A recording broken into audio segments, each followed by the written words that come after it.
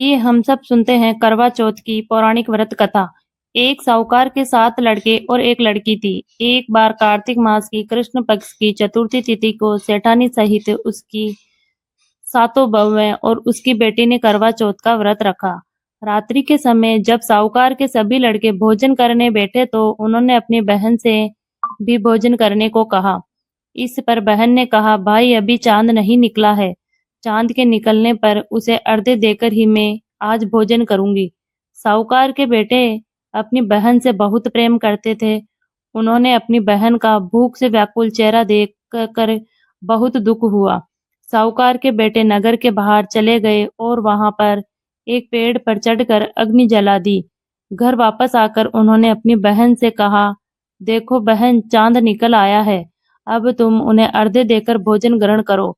साहूकार की बेटी ने अपनी भाभियों से कहा, देखो चांद निकल आया है, तुम लोग भी अर्घ्य देकर भोजन कर लो। ननद की बात सुनकर भाभियों ने कहा, बहन अभी चांद नहीं निकला है।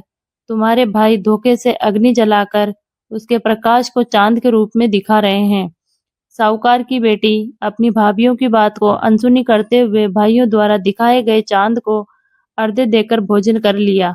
इस प्रकार करवा चौथ का व्रत भंग करने के कारण विघ्नहर्ता भगवान श्री गणेश साहूकार की लड़की पर अप्रसन्न हो गए। गणेश जी की अप्रसन्नता के कारण उस लड़की बीमार पड़ गया और घर में बचा हुआ सारा धन उसकी बीमारी में लग गया।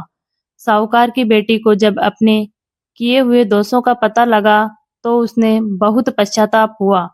उसने गणेश जी से क्षमा प्रार्थना की और फिर से विधि विधान पूर्वक चतुर्थी का व्रत शुरू कर दिया। उसने उपस्थित सभी लोगों का श्रद्धा अनुसार आदर किया और तदोपरांत उसने आशीर्वाद ग्रहण किया। इस प्रकार उस लड़की की श्रद्धा भक्ति को देखकर एकदंत भगवान गणेश जी उस पर प्रसन्न हो गए और उसके पति को जीवन दान प्रदान किया। उसे सभी प्रकार के रोगों से मुक्त करके धन संपत्ति और वैभव से युक्त कर दिया। करवा चौथ माता की। गणेश भगवान की कहानी। एक बुढ़िया माई थी, मिट्टी के गणेश जी की पूजा करती थी। रोज बनाए रोज गल जाए। एक सेठ का मकान बन रहा था। वो बोली, पत्थर का गणेश बना दो। मिस्त्री बोले, जितने में हम तेरा पत्थर का गणेश गढ़ेंगे उतने में अपनी दीवार न बनाएंगे। बुढ़िया बोली, राम करे तुम्हारी दीवार टेढ़ी हो जाए। अब उनकी दीवार टेढ़ी हो गई। वो दीवार बनाते और वो गिर जाती। इस तरह करते करते शाम हो गई। शाम को सेठ आया। उसने कहा, आज कुछ भी नहीं किया। वो कहने लगे, एक बुढ़िया आई थी, वो कह रही थी, मेरा पत्थर का गणेश गढ़ दो। हमने नहीं गढ़ा तो उसने कहा, तुम्हारी दीवार टेढ़ी हो जाए। तब से दीवार सीधी नहीं बन रही है। बनाते हैं और बार बार दीवार गिर जाती है। सेठ ने बुढ़िया बुलवाई।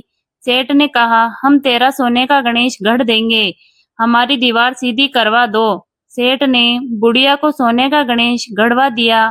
सेठ की दीवार सीधी हो गई। हे गणेश भगवान, जैसे सेठ की दीवार सीधी की वैसी सबकी करना। बोलो।